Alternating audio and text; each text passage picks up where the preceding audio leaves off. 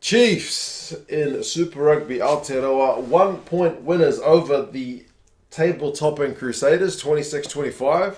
It means that the top of the table is still up for grabs, although the Crusaders are still comfortably in front for now.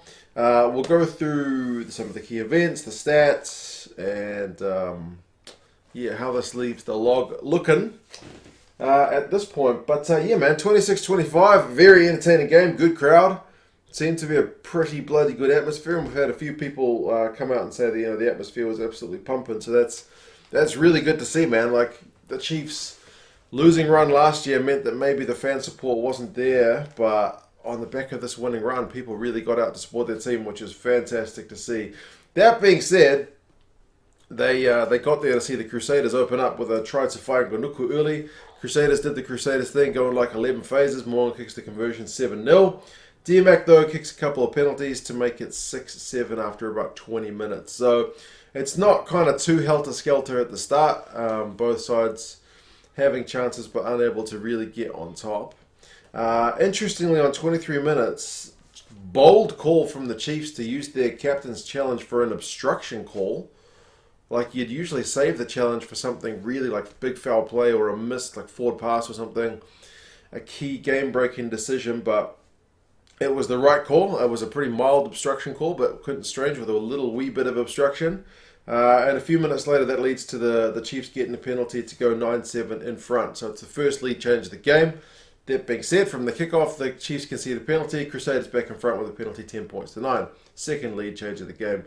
Crusaders get their next try through Will Jordan. He's certainly got some wheels, that guy, but it was him as the finisher on this one. It was Moana putting on a little step on Ta'avao, and then he gets the ball to Scott Barrett. He gets the line break. His inside ball to Will Jordan, who just has to put the hammer down and go. 17-9. I thought the scrum for the Chiefs was actually doing not too bad, but the execution was a bit bad. Like one point they had a good scrum and then they just threw the ball straight into touch. You're kind of shaking your head thinking you can't be giving mistakes like that away when you're playing the Crusaders. So it's 17-9 half time. Chiefs are edging the possession and territory, 53 and 54 respectively. The Crusaders have had 5 knock-ons to 2, and that's been honestly the bane of their existence in the last few weeks. The Crusaders have not looked like an unbeatable team, but it's been largely their handling, which I feel like has been letting them down. Run meters are 263 to 204 to the Crusaders. Second half, Boshier gets the first try on his return to the Chiefs. Starting lineup on 47 minutes. The Chiefs went through a bunch of phases. DMAC did really well to stay in field. I know some people have said, he was out, but I think if you look at it, it looks like he goes out after he's already released the ball, so it doesn't really matter. But that makes it a 1-pointer, 17-16. Cody Taylor, who's come on, doesn't take long to get a try for the Crusaders. I think maybe he's been their best player this season, man. It's a maul. It's slow to start, but the Crusaders chuck some backs in there. They add that extra bit of weight, and he just peels off to the side at the right moment, and boomfa, you're over for a try. 22-16 because Moana misses what's a pretty stock standard conversion. And when you look at that scoreline, how bloody costly is that kick? People on the live stream at the time were saying it could come back to bite them. Sure enough, man, it did. 60 minutes, the Chiefs got a try of their own. They go about 7 phases, and Jonah Lowe goes over in the right corner. They had advantage anyway, and DMAC with a phenomenal conversion kick makes it 23-22. Moana puts the Crusaders back in front. Man, the lead changes in this game are crazy. It just goes back and forth with a penalty on 65 to make it 25-23. The Chiefs win a penalty on 77 minutes. Interestingly, it starts like Will Jordan's got the ball in his own 22, and his clearance is a bit of an average one. It still leaves his team well down their own end. And the Chiefs win a penalty from there. They kick it to make it 26-25. So they are in front, but the Crusaders are still definitely within touching distance. 79 minutes. Crusaders are going through some phases. They're into the Chiefs half. Moonga's maybe in the pocket looking ready for a droppy. But the Chiefs win a turnover. I think it was Akoi who got that one. The Crusaders do the right thing by using their captain's challenge to check that the manner he turned the ball over was correct, but it was fine. And that's pretty much the end of the game, with that conversion being such a costly one. It's an interesting one with the captain's challenge that we've seen it now in this 1 week.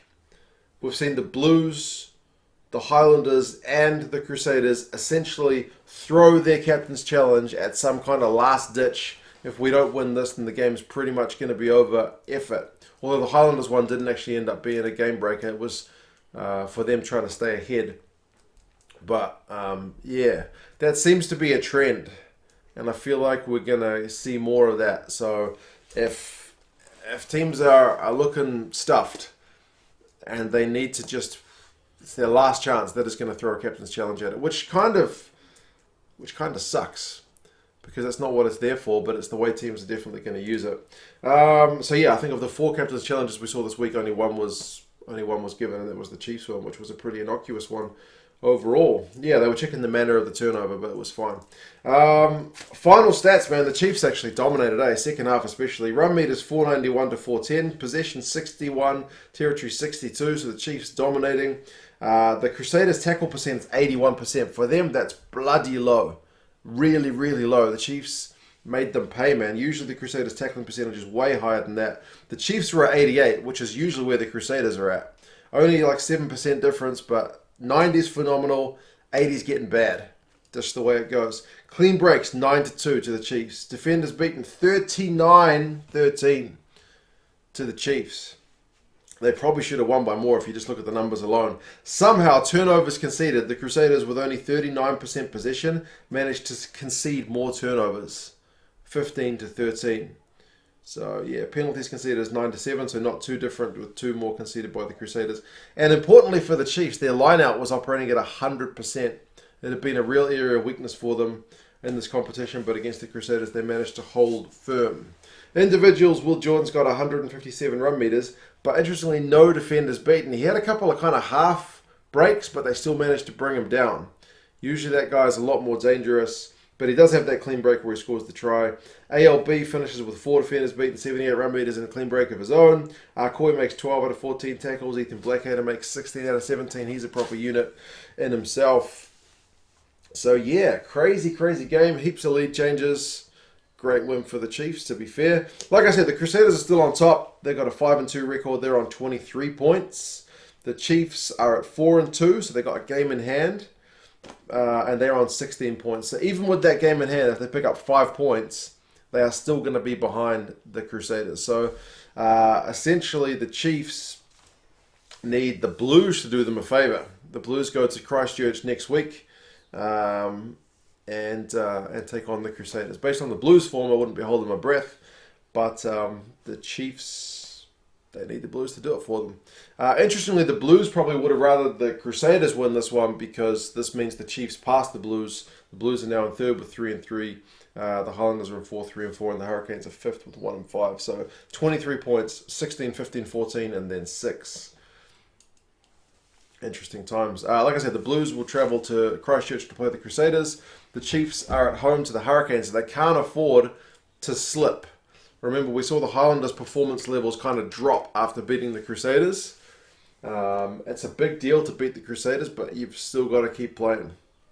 The Hurricanes are the bottom team, but they're not going to be any pushovers. So the Chiefs will not want to let such a good effort here be squandered next week. But anyway, you guys let me know your thoughts on this one. What did you think of the game? Did you think the Chiefs maybe should have won by more? Did you think they were the better team throughout the 80 minutes? Do you think the Crusaders, with a bit better execution in terms of their handling and just that one goal kick, would have been deserved winners? Either way, the Crusaders are still on top of the comp. They've still got a bit of a lead, but they've just left the door open slightly. Not a heck of a lot, but it's just slightly. Anyway, you guys let me know your thoughts, and yeah, I'll talk to you again soon. See you later.